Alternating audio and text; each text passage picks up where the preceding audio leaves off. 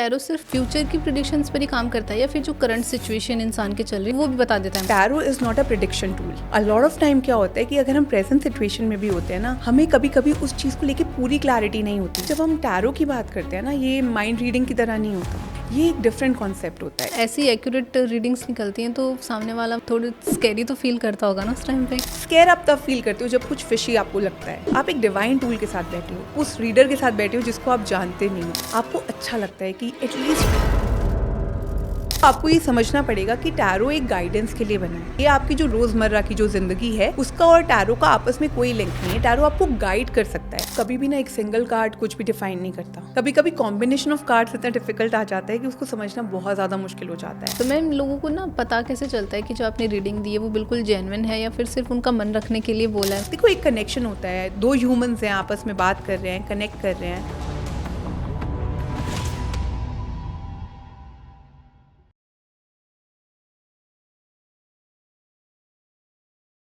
Hello and welcome back to astro Sutra, जहां आज हम बात करेंगे लव के बारे में।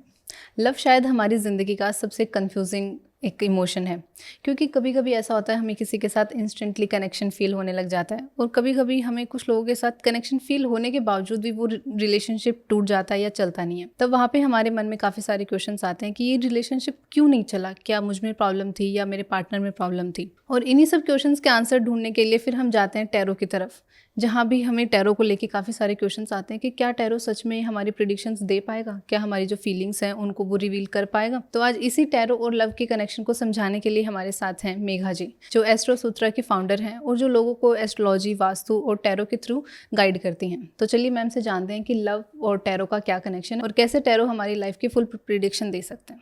Hello ma'am. हाय अंजलि, कैसे हो आप? मैं अच्छी हूँ, आप कैसी हैं? मैं भी बहुत बढ़िया।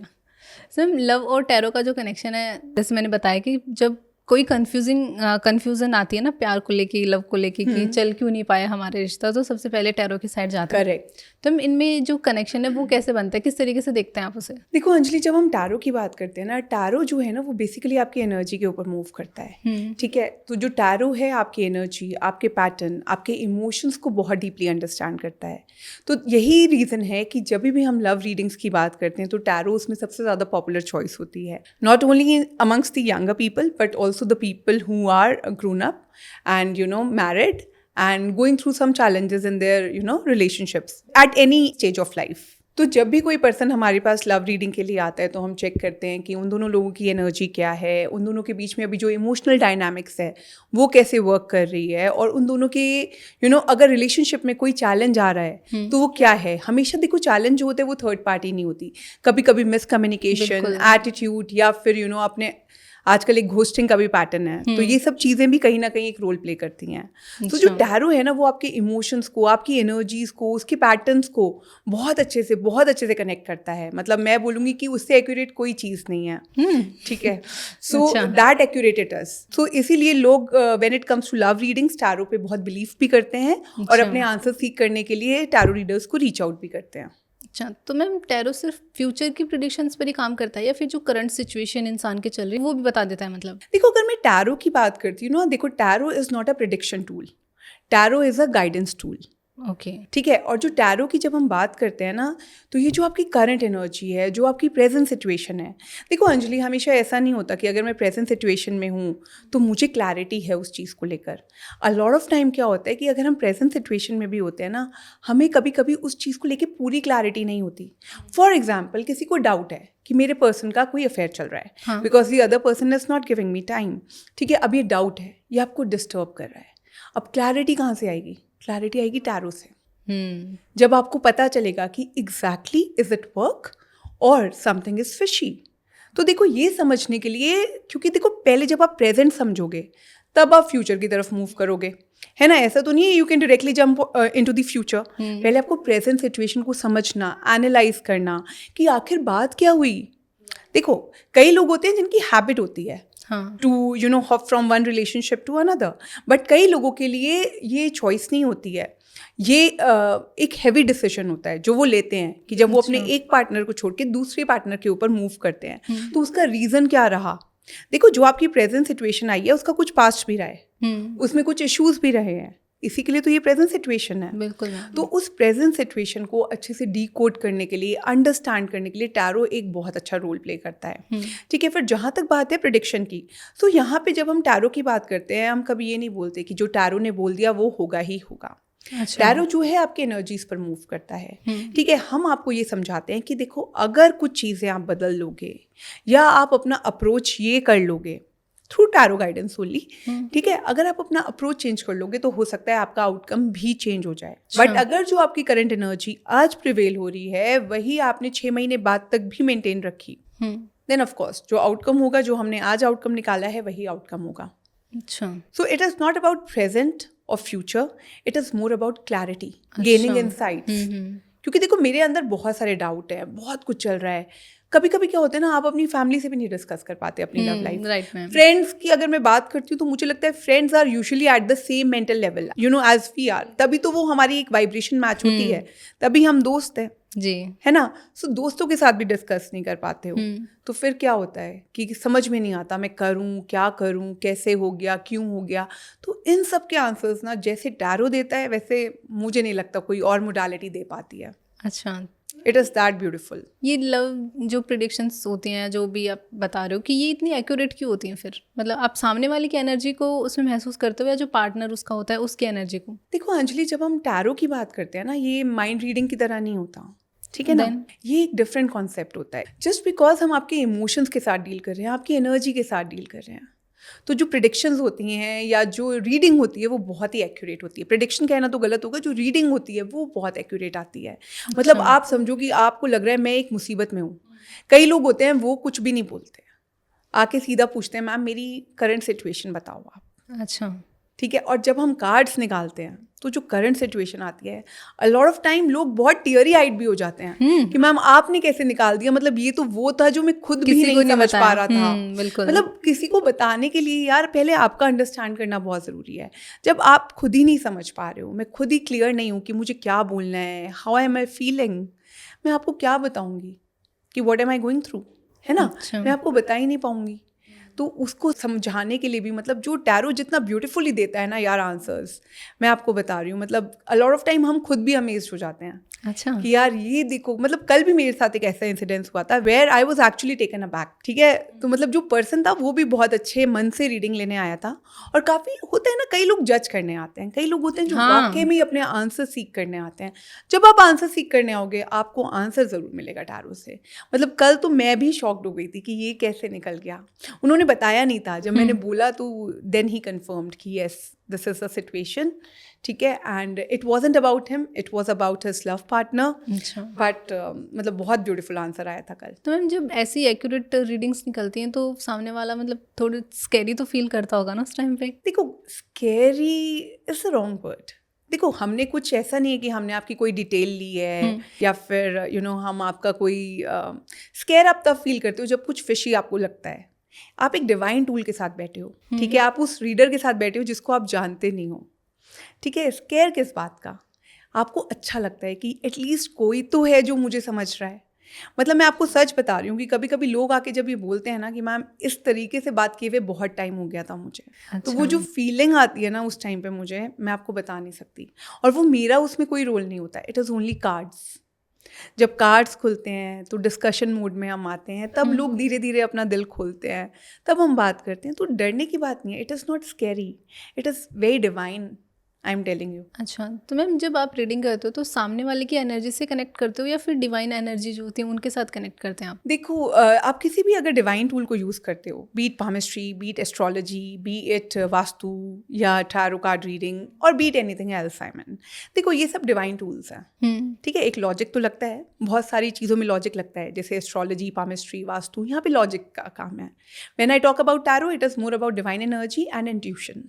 यहाँ पे लॉजिक का कम रोल होता है। सो जब हम काम करते हैं तो इसमें हम divine energy plus energy of the person who seeking the answer and plus intuition, हम इन 3 चीज़ों को क्लब करते हैं, कंबाइन करते हैं और उसके थ्रू हम रीडिंग्स करते हैं।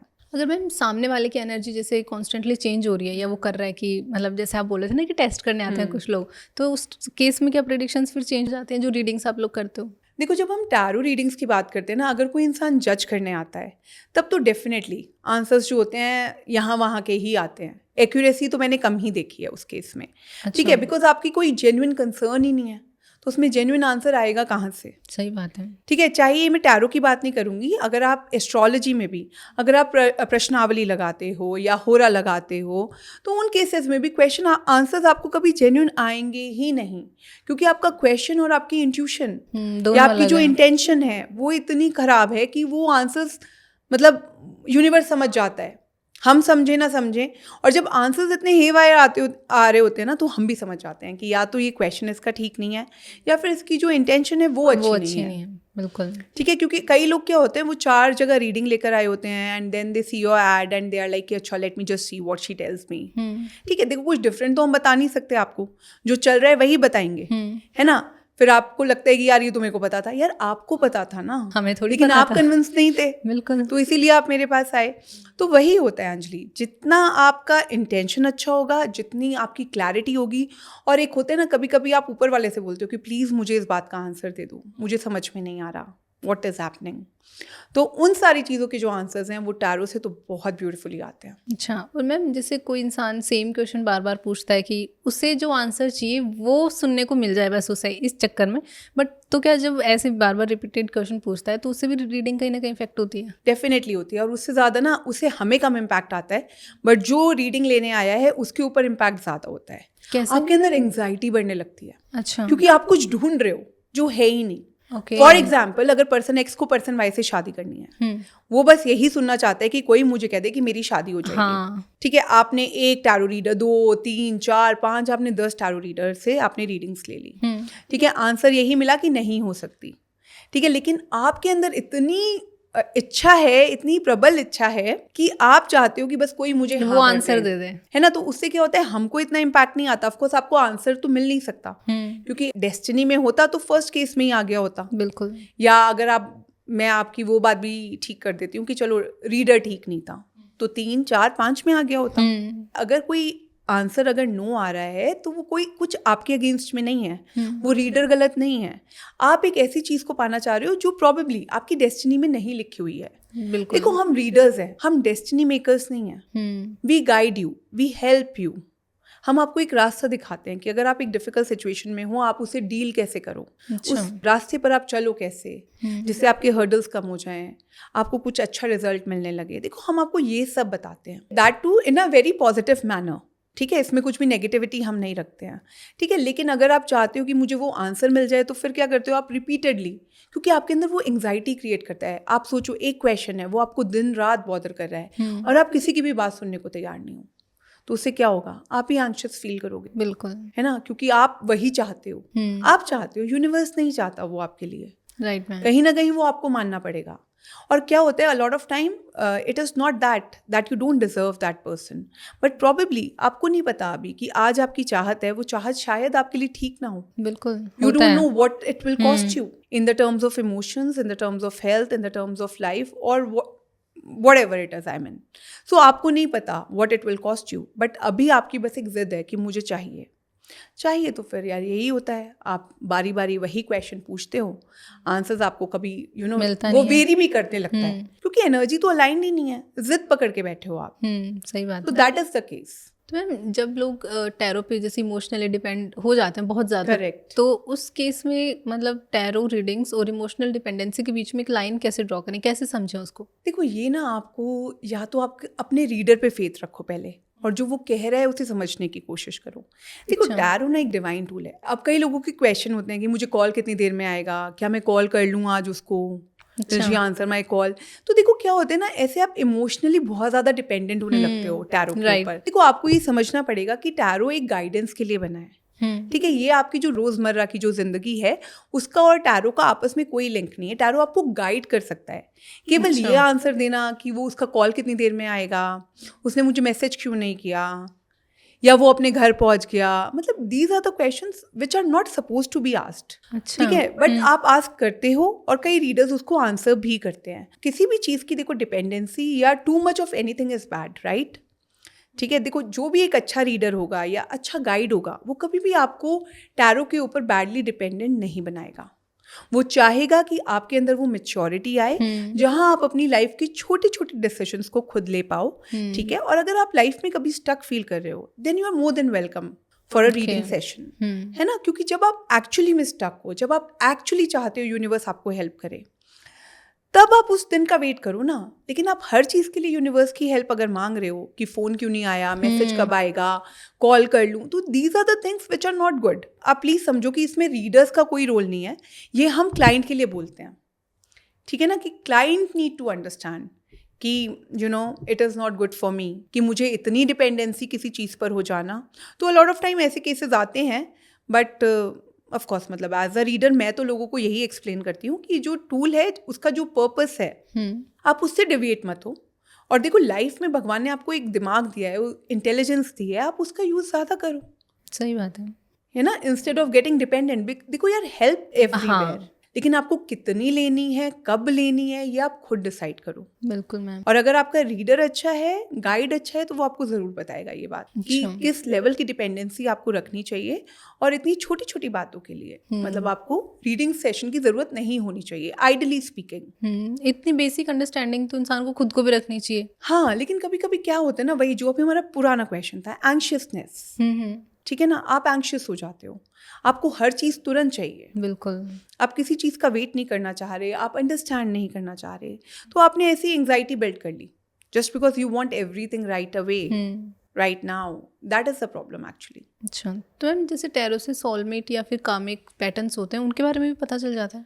देखो हाँ, अगर हम टैरो की बात करते हैं तो उससे जो आपके रिलेशनशिप का जो इंटेंसिटी है कि सोलमेट की है या कार्मिक की है, वो बहुत अच्छे से पता चलती है। अच्छा। सो इसमें क्या होता है कि अगर आपका जो रिलेशनशिप है काफ़ी हैप्पी फील हो रहा है आपको, या एक होता है ना कभी कभी हम किसी से मिलते हैं एंड वी जस्ट क्लिक, ऐसा लगता है इसको तो हम बहुत पहले से जानते थे, या you feel very comfortable around that person, होता है ना कभी कभी, तो ये यूजुअली सोलमेट कनेक्शंस होते हैं।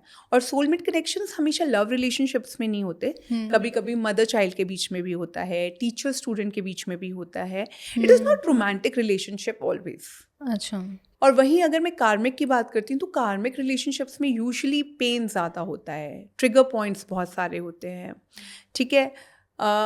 कहना नहीं चाहिए but a lot of time toxicity का लेवल भी बहुत हाई होता है। अच्छा। ठीक है ना, कंट्रोल होता है, एक फियर होता है, किसी भी टाइप का हो, कुछ ना कुछ रहता है। तो दीज आर लाइक कार्मिक रिलेशनशिप्स, जहाँ पे बिना मतलब के भी एक दूसरे को देखा and you just get into that zone कि अब इससे तो लड़ाई करनी है, हाँ, या वाइब मैच ही नहीं होती है। सो देखो ये जो रिलेशनशिप्स होते हैं केवल रोमांटिक नहीं होते हैं, ये अदरवाइज भी होते हैं, बॉस सबॉर्डिनेट, ये वो बहुत सारी फॉर्म में आपको ये लोग मिलते हैं। अच्छा। ठीक है, लेकिन जब हम टैरो की बात करते हैं, क्योंकि देखो टैरो केवल लव रीडिंग्स पे बात नहीं करता, अ लॉट ऑफ टाइम लोग आते हैं अपने करियर को लेकर भी, अपने बॉसेस को लेके, अपने जो कॉलीग्स हैं उनके एनर्जीज को आइडेंटिफाई करवाने के लिए भी लोग रीडिंग्स का यूज़ करते हैं।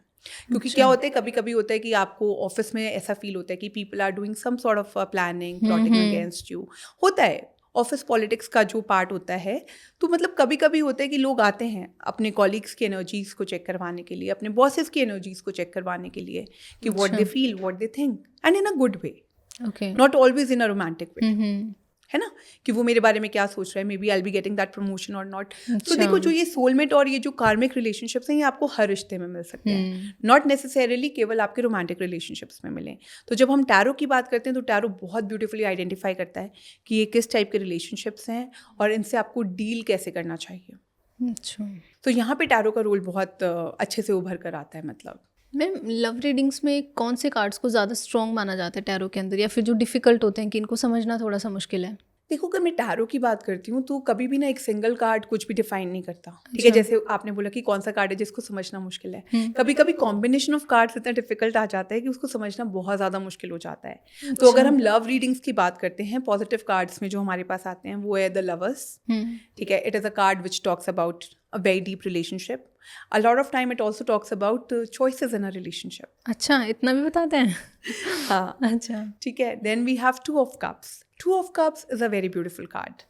ये बताता है कि आपका जो पार्टनर है आपके साथ कितना कंपैटिबल है और उसकी इंटेंशन क्या है आपको लेकर, ठीक ना, कि आगे चलकर मैरिज करनी है या एक स्ट्रॉन्ग रिलेशनशिप, एक strong soul level relationship the person feels for you. Then we have 10 of Cups. 10 of Cups again talks about, wish fulfillment. It talks about life after marriage, a happy marriage life. ठीक है? So these are the cards which are usually considered positive in love readings. ठीक है, अगर हम negative cards की बात करते हैं तो 3 of Swords. It is a card which usually talks about a third party involvement or a very bad heartbreak in the relationship due to any reason. Then we have the Devil. Devil is again a card which shows toxicity in relationships, which shows unnecessary control in relationship. ठीक है, then it also talks about cheating in a certain way. Then we have the Tower. टार का जो card है वो वैसे भी काफ़ी negative हम कंसिडर करते हैं, क्योंकि a lot of time it shows that the relationship can break any time. अच्छा, एनी टाइम. इट शोज कि कुछ ऐसा डिस्क्लोज होगा जो अभी तक आपको नहीं पता था. ठीक है, and because of which the relationship will undergo a very huge transformation. Okay, ठीक है. So these are the cards which we usually consider good और बैड इन रिलेशनशिप्स. बट अगर कॉम्प्लेक्सिटी की बात मैं करती हूँ तो हमेशा कॉम्बिनेशन ऑफ कार्ड्स. ठीक है, कि आपका मेन कार्ड क्या आ रहा है, उसके सराउंडिंग कार्ड्स क्या आ रहे हैं, सपोर्ट में कौन से कार्ड्स हैं. सो पूरी रीडिंग मतलब कॉम्बिनेशन ऑफ कार्ड्स ही आपको बता पाएगा कि क्या सही आ रहा है, क्या गलत आ रहा है. एक सिंगल कार्ड से कुछ भी जज कर पाना बहुत मुश्किल है, जैसे हम एस्ट्रोलॉजी में करते हैं. एक भाव, एक प्लैनेट कुछ नहीं बताता. It is always combination of houses which gives result. Likewise in tarot combination of cards always give result. Single card से केवल हम गाइडेंस निकाल पाते हैं, नथिंग बियॉन्ड दैट. अच्छा, तो मैम ये चीटिंग और ब्रेकअप्स वगैरह के बारे में किस तरीके से बताते हैं टैरो कार्ड्स? देखो, अगर मैं टैरो की बात करती हूँ ना, तो चीटिंग और ब्रेकअप्स और इनफिडेलिटी इन रिलेशनशिप्स, उसके लिए टैरो बहुत ब्यूटीफुल टूल है. अच्छा, ठीक है ना. देखो, a lot of time date of birth से भी हमको पता चल जाता है. अच्छा, सिर्फ डेट ऑफ बर्थ से? हाँ, ठीक है. और कभी कभी क्या होता है कि एस्ट्रोलॉजी से भी कभी कभी हम डाउट में आ जाते हैं, बट अगर टैरो ने कह दिया कि कुछ है तो मतलब कुछ है. अच्छा, डेफिनेटली है. किस लेवल पर है हमें नहीं पता, बट अगर कुछ आया है तो मतलब डेफिनेटली कुछ है. ओके. देखो, कभी कभी ऐसा होता है कि लोग खुद चौंक जाते हैं क्योंकि ये बात उन्होंने किसी को नहीं बता रखी. हाँ, लेकिन बाद में फिर हमें पता चलता है कि जब 1-on-1 सेशन करते हैं ना, तो कभी कभी क्लाइंट बहुत ओपन अप हो जाता है.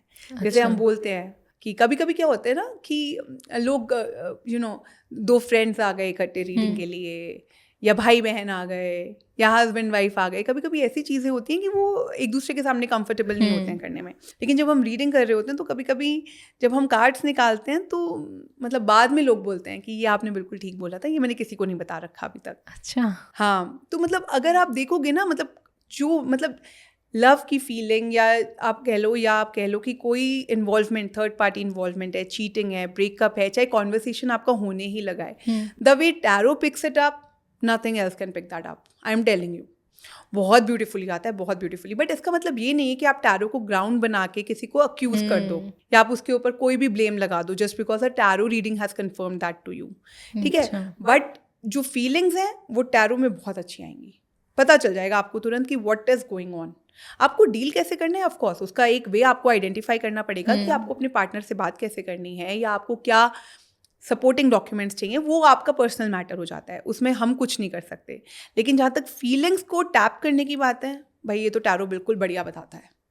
ये तो मैं भी वाउच करती हूँ कि जितना अच्छा टैरो बताते हैं उतना अच्छा कोई नहीं बताता. फॉर एग्जाम्पल, अगर आपका समझो कि अगर आपका पार्टनर आपसे कुछ हाइड भी कर रहा है, नॉट रोमांटिकली बट अदरवाइज भी डिस्क्लोज नहीं करता है चीज़ें, ओपन कॉन्वर्सेशन नहीं करता है, टैरो आपको ये भी बताता है कि that the person is hiding something from you, या कुछ ऐसा है जो अभी तक आपको नहीं पता है इस रिलेशनशिप में. ओके.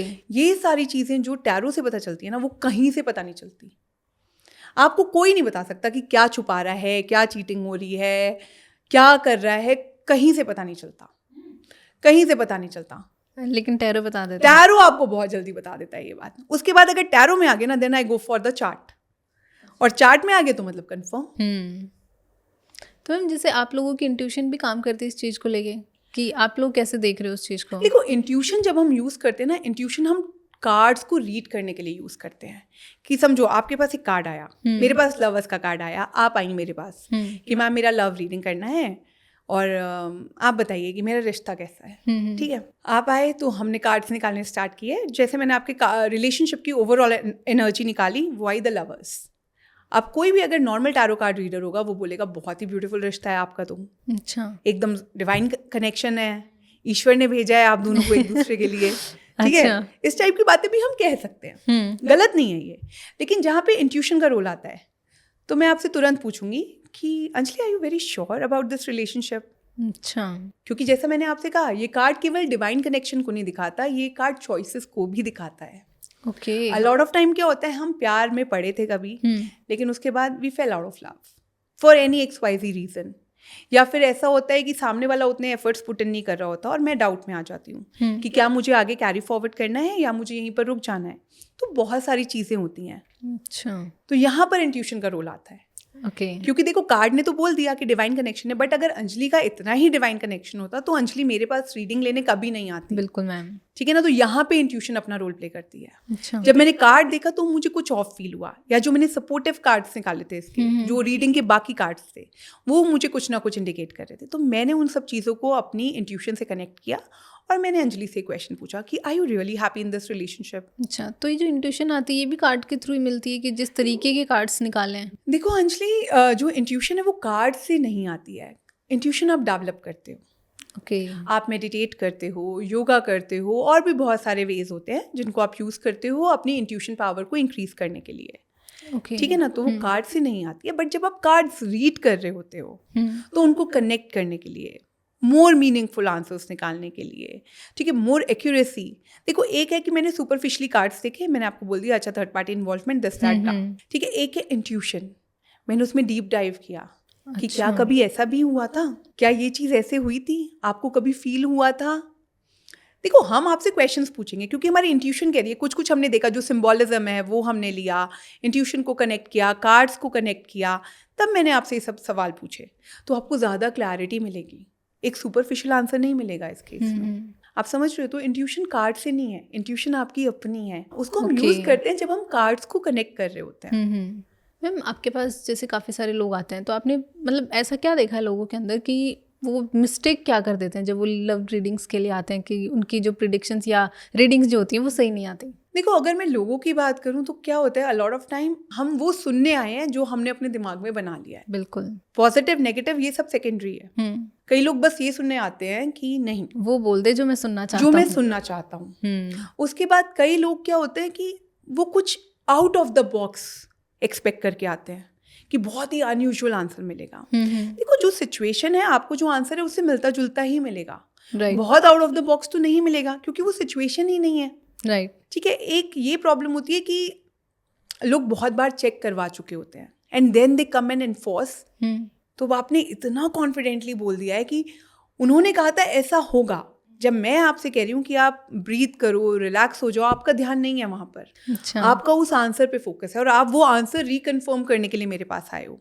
अच्छा, कि आप भी सेम आंसर दो, आप भी सेम आंसर दो, है ना। लाइक आई सेड बिफोर, जो टैरो है वो आपकी इंटेंशंस पर, आपकी एनर्जीज पे प्ले करता है। तो अब आपने इंटेंशन वही बना ली है कि मुझे वही सुनना है जो उन्होंने कहा जो था। उन्होंने कहा था, मैं तो रिकन्फर्म करने आया हूँ आपसे। तो ये एक बहुत बड़ी मुझे ना ये एक लिमिटेशन लगती है क्योंकि इसमें आप कोई नया पर्सपेक्टिव गेन ही नहीं कर पा रहे हो क्योंकि आप तो वही सुनने आए हो। देखो यार, अगर आपने सुन लिया था और आपको वो आंसर इतना अच्छा लगा था तो आपको कन्विंस हो जाना चाहिए था। सही बात है। Then you shouldn't have come to me for another session. What was the point? सही बात है। केवल मैं स्टैम्प थोड़ी करूंगी। आपने ना ये देखा कि मेरे को क्या दिख रहा है कार्ड्स में, right. या मैंने क्या ऑब्जर्व किया है आपकी स्टोरी से, या मैं यहाँ पर आपको किस तरीके से हेल्प कर सकती हूँ। आपको कुछ में किसी चीज में इंटरेस्ट किसी में इंटरेस्ट नहीं है। You just want to hear that one thing from me which the other person has said. देखो अगर आप ऑलरेडी रीडिंग ले चुके हो तो आपको ये बताने की जरूरत नहीं है उन्होंने ये कहा था, भाई वो कह चुके, आप सुन चुके, लेकिन आपको कहीं तो कुछ डाउट था, कोई कन्विक्शन नहीं था, तो आप मेरे पास आए। तो एटलीस्ट अब मुझे तो वो मौका दो wherein I can do my analysis, wherein I can tell you what the cards are saying for you. क्या पता मैं भी वही बोल दूं जो आप सुनने आए हो। क्या पता। देखो अगर आप नहीं भी इम्पोज करोगे, मुझे फोर्स नहीं भी करोगे, या आप अपने आप को बहुत ही काम और शांत करके आओगे, तभी भी अगर आंसर वही होगा तो वही आएगा, आप कहो या ना कहो।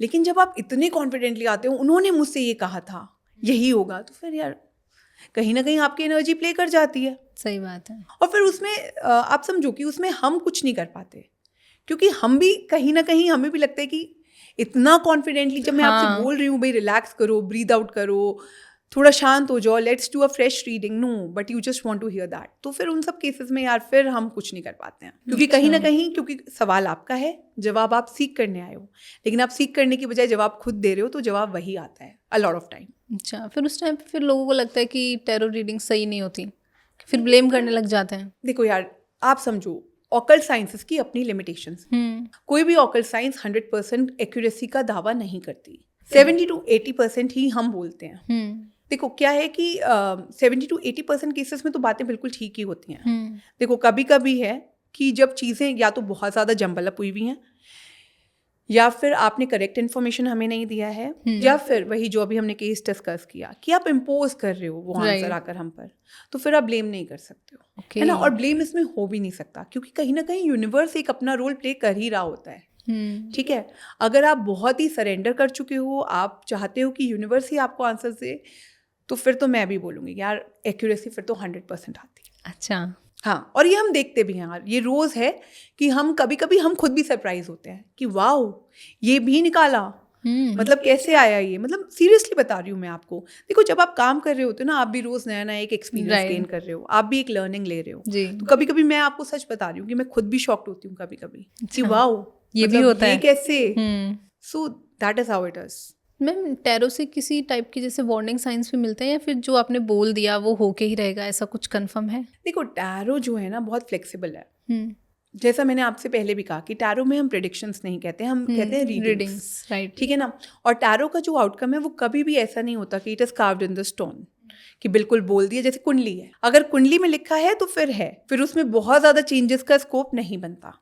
लेकिन जब हम टैरो की बात करते हैं तो टैरो में हमेशा एक गाइडेंस भी निकालते हैं हम साथ में। तो गाइडेंस की वजह से अगर आप गाइडेंस फॉलो करते हो तो आउटकम जो है चेंज भी होता है। और ये देखा है मैंने, ठीक है, प्रोवाइडेड उसमें पॉसिबिलिटी हो। अगर रिलेशनशिप है, हमें दिख रहा है बिल्कुल ही कुछ हो ही नहीं सकता है, एंड हो चुका है, उसके बाद भी आप फोर्स कर रहे हो कि नहीं नहीं आप दोबारा चेक करो, दोबारा चेक करो, दोबारा चेक किया तो फिर कुछ आ गया, तो फिर हम भी बोल देते हैं।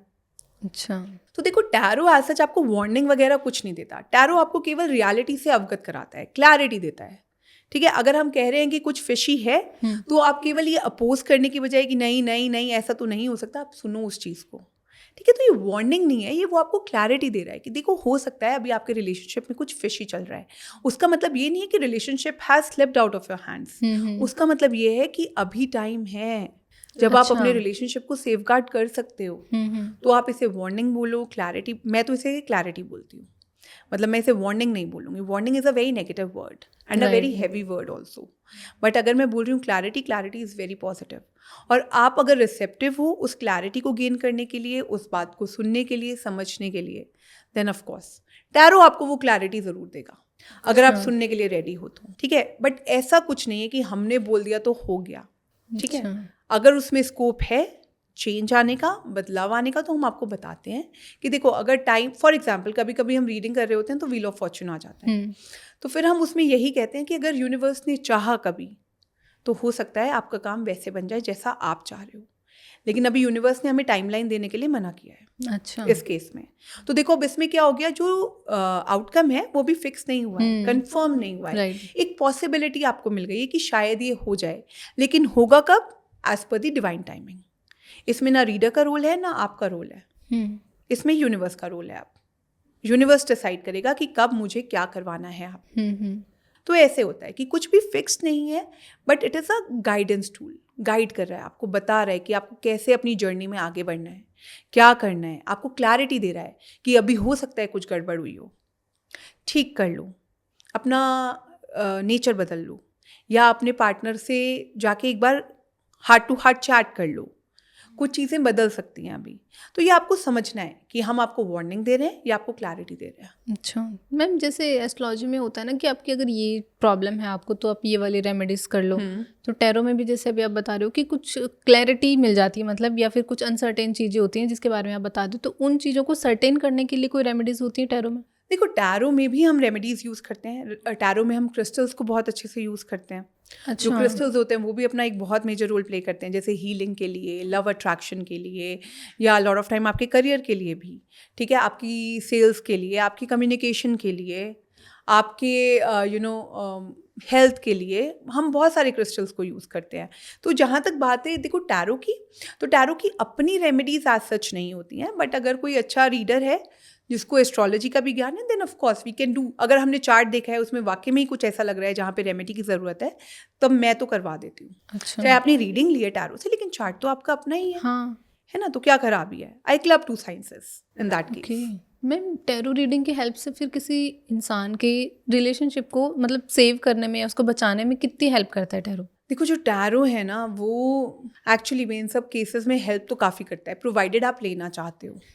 ठीक है, फॉर एग्जांपल अगर कोई कपल आया है, उनके बीच में बहुत छोटी सी मिसअंडरस्टैंडिंग है और चार्ट आपने देखा है कि ठीक ठाक है, खटपट दिखा रहा है, लेकिन डिवोर्स की नौबत नहीं आ रही है। अच्छा। तो उस केस में हम टैरो की गाइडेंस को यूज़ करते हैं और कपल्स को काउंसिल करते हैं। अच्छा। तो ऐसे केसेस में हम बहुत यूज़ करते हैं और मतलब काम भी आता है, बट उसमें एक कंडीशन है, you should be open to take that guidance. अच्छा। देखो क्योंकि देखो ह्यूमंस के साथ आप डील कर रहे हो, तो जब तक आप रिसेप्टिव नहीं हो, आपको वो फेथ नहीं है, तब तक ये कुछ काम नहीं करेगा। बट अगर टैरो की गाइडेंस आपने ली है, अभी दिख रहा है कि प्रॉब्लम जो है वो बहुत छोटी है और उसको हम मैनेज कर सकते हैं, और चार्ट आपका दिखा रहा है कि इतनी बड़ी बात नहीं है कि उसके लिए डिवोर्स तक जाया जाए या सेपरेशन मोड में जाया जाए, तो वी यूज़। कुछ कपल्स होते हैं जो बहुत रिसेप्टिव होते हैं क्योंकि उनको अपना रिश्ता अपनी ईगो से बहुत प्यारा होता है, ठीक है, तो वो बोलते हैं कि हम लेंगे ये, और वो करते भी हैं जो हम उन्हें समझाते हैं, जो भी हम क्रिस्टल्स पहनाते हैं या जो भी हम उन्हें समझाते हैं कि अपने बेडरूम को कैसे ऑर्गेनाइज करना है। यहाँ पे वास्तु का भी रोल लेती हूँ मैं तो थोड़ा बहुत, वास्तु, टैरो और ये अपना एस्ट्रोलॉजी, तीनों को क्लब करके अगर हम क्लाइंट को समझाते हैं और अगर क्लाइंट वाकई में ही अपनी शादी बचाना चाहता है तो रिलेशनशिप बच जाता है फिर। I have seen that, but it all depends कि how open and how receptive you are, और आप अपने रिश्ते को लेके कितने सीरियस है। सही अगर बात है। आपको है कि भाई मेरी ईगो सबसे बड़ी है या मुझे तो अब डिवोर्स लेना ही लेना है। कई लोगों का डिवोर्स तभी भी होता है जब चार्ट में नहीं दिख रहा होता। तो देखो अगर आपका ईगो इतना ही बड़ा है फिर तो हम कुछ नहीं कर सकते, बट अगर आप कहीं से ओपन हो, वर्क करना चाहते हो रिलेशनशिप पे, तो टैरो गाइडेंस बहुत अच्छा काम करती है। वो आपको क्लियरली बताती है कि आपको क्या करना है, अभी चुप रहना है, नेगेटिव एनर्जी को लेट गो करना है, साथ में कितना टाइम स्पेंड करना है, कैसे करना है, किन चीज़ों को आप अपनी लाइफ में इनबिल्ट करो और किन चीज़ों को लेट गो कर दो। जैसे अलॉट ऑफ टाइम क्या होता है, जो लड़ाइयाँ होती हैं वो पास्ट को लेके हो रही होती हैं। हाँ, ठीक है, जब टैरो से आप गाइडेंस निकालते हो तो उसमें आता है let go of the past. फिर आप क्लाइंट से पूछते हो पास्ट का कुछ है, हाँ पास्ट पे ही लड़ाई हो रही है। अच्छा। तो फिर आपको पता चलता है अच्छा कि लेट गो करना है, अब इसे ख़त्म करो, maybe time to start fresh. तो इस तरीके से होता है कि हम लोगों को बोलते हैं, कई बार होता है लोग समझते हैं और वर्क भी करते हैं। मेरे पास भी हैं ऐसे कुछ couple who are actually working, putting in actual effort in saving their relationship. Okay. ठीक है, बट कभी कभी होता है कि एक पार्टनर बहुत कीन है और एक पार्टनर जस्ट नॉट इंटरेस्टेड, तो फिर उन केसेस में डिफिकल्टी हो जाती है। ओके। तो मैम लोगों को ना पता कैसे चलता है कि जो आपने रीडिंग दी है वो बिल्कुल जेन्युइन है या फिर सिर्फ उनका मन रखने के लिए बोला है, मतलब कुछ ऐसा? देखो मैम, पहली बात तो जब क्लाइंट रिलेट करता है ना आपसे, जब आपको उसकी एक दो बातें जब आप उसे बताते हो तो वो आपके ऊपर फेथ करने ही लगता है, रिलेट करने लगता है। ठीक है, दूसरी बात, मेरा ये उसूल है, I don't know about others, but मेरा उसूल है कि मैं दिल रखने के लिए कभी हाँ नहीं पड़ती। अच्छा। आई से इट वेरी क्लियरली कि don't mind me saying this, but this is what I am seeing, but this is what I am getting. और मैं सीरियसली बोलती हूँ, और मेरे कई क्लाइंट्स हैं जो मेरे पास इसीलिए रिपीट क्लाइंट्स हैं, just because I don't give answers to make them happy. मैं आपको सच बता रही हूँ, और क्लाइंट बोलता भी आकर कि आपके पास दोबारा आने का कारण यही है कि आप केवल खुश करने के लिए आंसर नहीं देते हो। अच्छा। आप क्लियर आंसर देते हो। सो ट्रस्ट तो ऐसे ही बिल्ट होता है। देखो एक कनेक्शन होता है, दो ह्यूमंस हैं आपस में बात कर रहे हैं, कनेक्ट कर रहे हैं, आप उनकी प्रॉब्लम्स को आइडेंटिफाई कर रहे हो, उन्हें समझा रहे हो, तो ट्रस्ट तो ऐसे ही बिल्ट होगा। अच्छा। देखो एक है मेरी नॉलेज और एक है मेरा क्लाइंट हैंडलिंग, दो अलग चीज़ें, अलग चीज़ें हैं बिल्कुल, है ना। अगर मेरी नॉलेज भी अच्छी है और मेरा क्लाइंट हैंडलिंग भी अच्छा है तो क्लाइंट मुझ पर ट्रस्ट करता है। और प्रोवाइडेड अगर आप बहुत हाई हेडेड नहीं हो और आप एक्चुअली में कुछ सीख करने आए हो, देन डेफिनेटली आप एम्प्टी हैंडेड तो नहीं जाते हो, तब कुछ तो आप लेकर जाते हो। ठीक है, अलॉट ऑफ टाइम ऐसा होता है जब क्लाइंट बोलता है कि मैम आपसे बात करके बहुत रिलैक्स फील हुआ, या कई लोग मुझे बोलते हैं कि बहुत दिनों बाद मैंने अपना दिल खोला किसी के सामने, या ऐसे दिल खोल कर बात करी। तो मैं आपको बता रही हूँ, तो ये सब ट्रस्ट के बेसिस पे होता है। अच्छा। बिना ट्रस्ट के, बिना कनेक्शन के नहीं होता। सो अगर आप केवल लोगों को खुश करने के लिए आंसर दे रहे हो तो फिर आप जस्टिस नहीं कर रहे हो, अपने प्रोफाइल के साथ भी जस्टिस नहीं कर रहे हो। बिल्कुल, बिकॉज ये बात तो मैं शीशे में देख के भी कह दूंगी ना। सही बात है। तो मैं अपने आप को ही कन्विंस कर लूँगी। तो मैम जैसे अभी लोग हम बात करें कि टैरो पे ना ज़्यादा अवेयर नहीं है उसके बारे में, या हैं तो उनको थोड़ी सी मिसअंडरस्टैंडिंग है या मिसगाइडेड हो चुके हैं वो लोगों के थ्रू, वो मतलब कैसे समझ सकते हैं अभी टैरो की, कि टैरो की रीडिंग्स जो होती है वो उनकी अवेयरनेस के लिए है या फिर सच में कोई प्रिडिक्शंस होती है? देखो, पहली बात मैं आपको यहाँ पे करेक्ट करूंगी, लोग टैरो को लेके बहुत अवेयर, और आपको ऐसा क्लाइंटेल भी मिलेगा जो बोलते हैं कि कुंडली नहीं दिखवानी, सिर्फ टैरो करो आप। अच्छा। सो ये जो मिसकंसेप्शन है ना कि लोग टैरो को लेके अवेयर नहीं है, और मैं आपको बता रही हूँ tarot is not only popular amongst the kids I am talking about the teenagers, it is also popular amongst the people who are of a certain age. ये मैंने आपको स्टार्टिंग में भी बोला था, it is a very very popular tool, और इसके popular होने की एक वजह है क्विक आंसर्स। ओके। आपका क्वेश्चन क्या है उससे रिलेटेड तुरंत आंसर मिलता है। कुंडली में कुछ चीज़ें जो आपकी लाइफ के बिगर इवेंट्स हैं वो ऑफ कोर्स लिखे हुए हैं, लेकिन जब आपकी लाइफ के जो छोटे छोटे इश्यूज हैं, फॉर एग्जाम्पल कल मेरा इंटरव्यू है, व्हाट शुड आई डू, वो आंसर टैरो देता है, कुंडली नहीं देती है। हाँ। फॉर एग्जाम्पल मेरे पास 2 जॉब ऑफर्स हैं, मैं कौन सा चूज करूँ। देखो, कुछ चीज़ें हैं जिसका आंसर आपको तुरंत चाहिए, तो वो टैरो वहाँ पे बहुत अच्छा रोल प्ले करता है, और टैरो की फुल अवेयरनेस है। देखो, मिथ्स जो हैं वो हर चीज़ को लेकर है, राइट। आप कोई भी डोमेन पकड़ लो, मेडिकल साइंस को लेके मिथ्स नहीं है लोगों को, बिल्कुल है। ठीक है ना। आप अपने मीडिया इंडस्ट्री की बात कर लो, उनको लेके मिथ नहीं है लोगों को, है कौन सी ऐसी इंडस्ट्री है जो मिथ फ्री है? हर किसी को मिथ्स होते हैं, बट क्या होता है इवेंचुअली आप समझ जाते हो, और आप ये समझ जाते हो आप किस पर्सन के साथ डील कर रहे हो। अच्छा।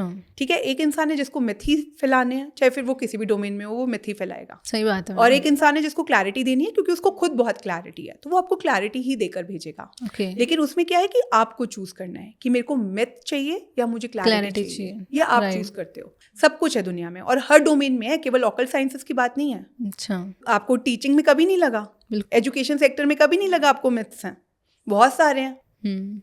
ठीक है ना, वो हम बर्स्ट नहीं कर रहे हैं, लेकिन हम बता रहे हैं आपको। मेडिकल इंडस्ट्री से देखो लोगों को कितने मिथ होते हैं। बिल्कुल मैम। हर इंडस्ट्री को ले लो आप, लेकिन ये हम पर डिपेंड करता है, हम क्या चूज करना चाहते हैं, मिथ या क्लैरिटी। मुझे जादू चाहिए तो ऑफ कोर्स कहीं ना कहीं मैं मिथ का पार्ट बनूंगी, लेकिन अगर मेरे को रियलिटी से अवगत होना है, मुझे एक्चुअली में देखो, अगर मैं कॉन्शियसली एफर्ट पुट इन करने के लिए रेडी हूँ ना, तो मैं मिथ को चूज ही नहीं करूंगी, मैं क्लैरिटी ही चूज करूंगी, क्योंकि एज अ ह्यूमन मेरे को समझना पड़ेगा, मेरा कुछ प्रारब्ध रहा है, मेरा एक चार्ट बन चुका है। अब कोई भी रीडर है वो मुझे समझा तो सकता है, रेमेडीज तो करवा सकता है, लेकिन जादू मेरी लाइफ में नहीं कर सकता। देखो, जादू पार्ट ही नहीं है हमारा, बिल्कुल, वो एक डिफरेंट डोमेन है। जो लोग करते हैं आई एम श्योर बहुत अच्छा करते हैं, सही बात है। लेकिन अगर आप चार्ट दिखवा रहे हो, उसमें यार बिल्कुल जादू नहीं होता। रेमेडीज भी यार मेडिसिन की तरह होती हैं, 30% 40% करते करते आपको उसका बेनिफिट मिलने लगता है। एक्चुअली में जो आपका कंसर्न है, अगर वो वाकई में बहुत बड़ा है, तो इट विल टेक टाइम। अच्छा। ठीक है, उसकी फिर रेमेडी भी बड़ी होती है। तो ये सब चीज़ें मुझे समझनी पड़ेंगी। बट अगर मैं ये अपेक्षा कर रही हूँ कि मैं एक जादू करूँगी, मेरे को हिलना नहीं है, उसमें मेरे को कोई मेहनत नहीं करनी, और मैं कुछ करूँगी और एकदम सब ठीक हो जाएगा, तो then you are part of the sector जहाँ पे मिथ ज़्यादा प्रिवेल करती हैं, या आप खुद भी मिथ्स में बिलीव करने वाले प्राणी हो। लेकिन अगर मैं अपने अंदर बदलाव लाने के लिए रेडी हूँ, B it any domain, love life, career, education, what ever it is, अगर मैं खुद को चेंज करना चाहती हूँ, तो यार फिर मेरे को क्लैरिटी मिलेगी, और टैरो उसमें आपकी बहुत हेल्प करता है। अच्छा, ठीक है ना, सो ये मुझे चूज़ करना है। Okay, so thank you so much ma'am. हम फिर से मिलेंगे एक ऐसे ही इन्फॉर्मेटिव टॉपिक के साथ। जैसे टैरो के बारे में आज बहुत कुछ जाना हमने, कि लव प्रिडिक्शंस के लिए टैरो इतनी एक्यूरेट प्रिडिक्शन कैसे दे सकता है और क्यों इतना इंपॉर्टेंट है। आपने ये तो पहले बता दिया कि लोगों में अवेयरनेस है, बट आई थिंक हमारे पॉडकास्ट के बारे में और ज़्यादा आ जाए कि लोग और अच्छे से समझेंगे अभी टैरो को। डेफिनेटली। आई होप आप लोगों को भी आज का पॉडकास्ट पसंद आया होगा, आपने भी लव और टैरो का जो कनेक्शन है उसके बारे में समझा होगा। जैसे मैंने स्टार्टिंग में बात की थी कि आपको भी आज के इस पॉडकास्ट से बहुत कुछ सीखने को मिलेगा, तो आई होप आपने बहुत कुछ सीखा होगा। तो आप इस पॉडकास्ट को लाइक करें, शेयर करें, सब्सक्राइब करें, and thank you for watching.